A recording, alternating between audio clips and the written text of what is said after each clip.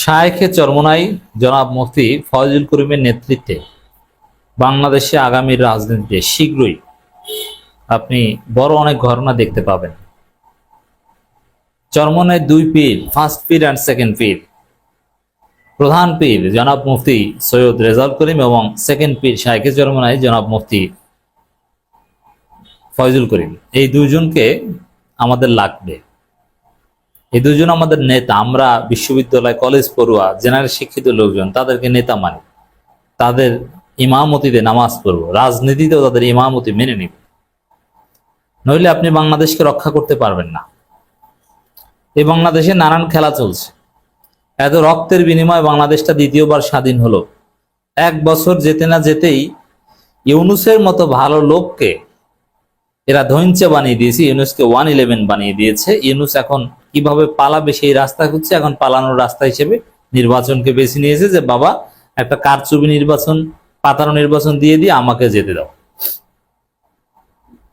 তো দেশ আবার সেই পুরনো বৃত্তে চলে গেছে। এবার এই দেশকে যদি রক্ষা করতে হয়, অনেকে বিক্রি হয়ে যাবে, অনেকে বিক্রি হয়ে গেছে, অনেকে সকাল সন্ধ্যা এক এক সময় এক এক কথা বলবে। সেই জায়গায় চরমোনাই দুই পীর, দুই নেতা, ইসলামী আন্দোলন বাংলাদেশ, তারা আমাদের আস্থার প্রতীক। কেন? অনেকের অনেক চাওয়া পাওয়ার হিসাব নিকাশ আছে, অনেক বড় বড় দল আছে যাদের কমপক্ষে 20-30 জন নেতা পাবেন যে এমপি হতেই হবে ইসলামী দলে, সিট পার্টির মতো, যে এমপি হতে হবে। এমপি হতে হলে অনেক ছাড় দেওয়া, অনেক কিছু করা, অথবা জানে যে কারচুপি নির্বাচন। এখন তাদেরকে যদি বলা হয় ঠিক আছে তোমাদের 20টা সিট দেওয়া হবে, অনেকে রাজি হয়ে যেতে পারে। কিন্তু ইসলামী আন্দোলন বাংলাদেশ চরমোনাই, এদের হারানোর কিছু নেই, এদের ওইভাবে সিরিয়াস প্রত্যাশা নাই। কারণ তারা অতীতে এমপি মন্ত্রী ছিল না যে এবার হতে হবে। এমপি মন্ত্রীর পরিচয় ওটা তাদের কাছে মুখ্য নয়।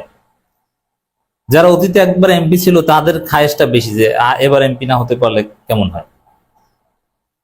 আর পীর সাহেব চরমোনাইদের এরকম হারানোর কিছু নেই। আর তারা যদি শুধু নিজেরা এমপি টেমপি হতে চাইতো তারা আগেই পারতো জোট করে। যেহেতু অতীতে জোট করেনি, তাদের একটা নিজস্বতা, স্বতন্ত্র বোধ অতীতেও ছিল, এখনো আছে। এই জায়গা থেকে চরমোনাইয়ের উপর আস্থা রাখা যায় বেশি। অতএব দর্শক, আপনি দেখবেন যে বাংলাদেশে কারচুপি নির্বাচনের বিরুদ্ধে, লেভেল প্লেইং ফিল্ডের দাবিতে এবং পিআর সিস্টেমের দাবিতে এই শায়েখে চরমোনাই হুঙ্কার দিয়ে রাজপথে নেমেছে। জামাত শিবিরের লোকজনও দেখবেন তার পিছনে নেমেছে। অনেকে ম্যানেজড হয়ে যাবে, কিন্তু শায়েখে চরমোনাইরা ম্যানেজড হবে না। বিএনপিকে আমৃত্যু আঘাত করবে শায়েখে চরমোনাই, মানে বিএনপি আকামকে ছাড় দিবে না। নির্বাচনের শিডিউল ডিক্লেয়ার যদি হয়, প্রচারণা যদি শুরু হয়, দেখবেন যে বিএনপি সারা দেশে সন্ত্রাসের রাম রাজত্ব কায়েম করেছে। তখন এই শায়েখে চরমোনাইয়ের হুঙ্কার দিয়ে ওই নির্বাচন বাতিল করার আহ্বান জানাবেন এবং বাতিল করতে বাধ্য করবে। এই জায়গাটা আমি সবচেয়ে আস্থা রাখি এই দুই নেতার উপর। কারণ ওই যে বললাম যে অনেকেই ম্যানেজড হয়ে যেতে পারে, যে আপনাদেরকে এই কটা সিট দিব, চুপ করে যেতে পারে। কিন্তু চরমোনাইকে সিট দিয়ে ম্যানেজ করা যাবে না। চেষ্টা চলছে কিন্তু পারবে না। অতএব এই নতুন বাংলাদেশকে যারা বাঁচাতে চান, পীর সাহেব চরমোনাইকে নেতা মানে, আমি বলছি না তাদের দলে যোগ দিতে হবে, অ্যাটলিস্ট নির্বাচন ঠেকানো, পিআর সিস্টেম আদায় করা, লেভেল প্লেইং ফিল্ড নিশ্চিত করা, এই জায়গাগুলোতে চরমোনাইকে নেতা মানা যায়। তাদের মুরিদ হতে হবে, তাদের দলের কর্মী হতে হবে, নট নেসেসারি। কিন্তু দেশ বাঁচাতে চরমোনাইকে নেতা মানতে হবে, কারণ তারা এখন স্বার্থের ঊর্ধ্বে।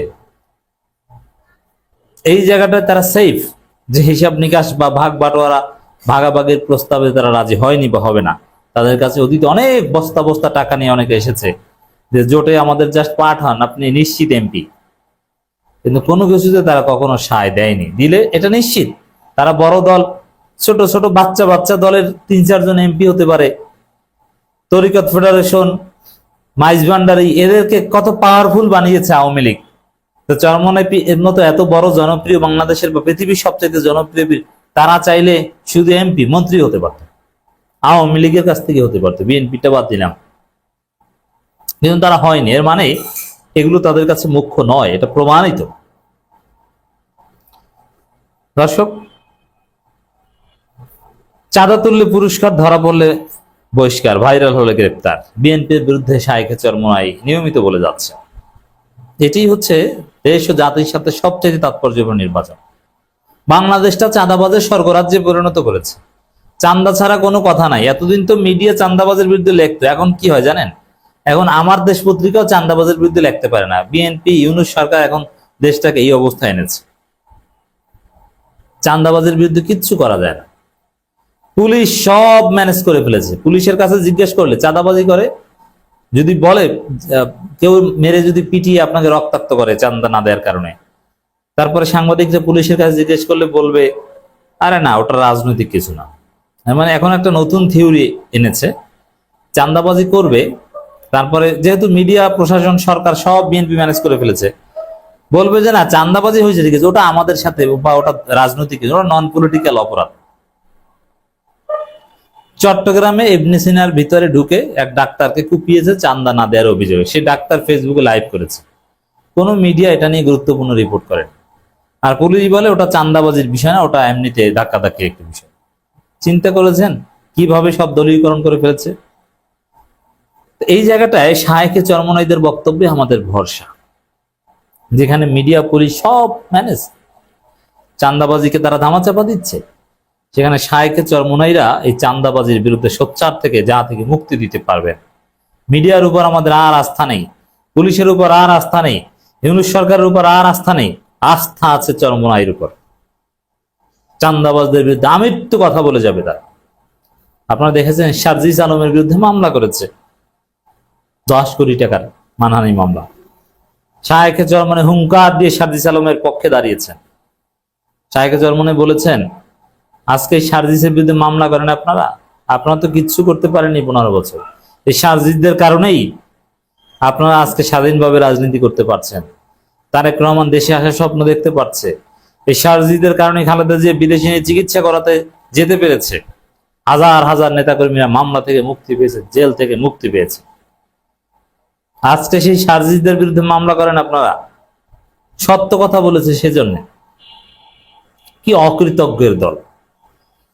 তো এই জায়গাটায় এই শায়েখে চরমোনাই এরাই দেশকে বাঁচাবেন। এছাড়া পিয়ার পদ্ধতি নিয়ে স্পষ্ট কথা বলেছেন, রাষ্ট্র সংস্থায় গণহত্যার বিচার ও পিয়ার পদ্ধতি নির্বাচনের দাবিতে এটা মানতে হবে। এবং শায়েখে চরমোনাই যেখানেই যান, জামাত ইসলামীর নেতারা সেখানে উপস্থিত থাকেন, কেউ না কেউ। ও ইসলামের পক্ষে এক বাক্সে ভোটের কথা বলছেন। এই জায়গাটা নিয়মিত বলে যাচ্ছেন, জোরালো চেষ্টা করে যাচ্ছেন। অতএব দর্শক, শায়েখে চরমোনাইরা আমাদের নেতা। আগামী দিনে নির্লোভ, নিঃস্বার্থ থেকে, যে কোনো ক্ষুদ্র স্বার্থে ঊর্ধ্বে থেকে দেশ বাঁচাবে চরমোনাই।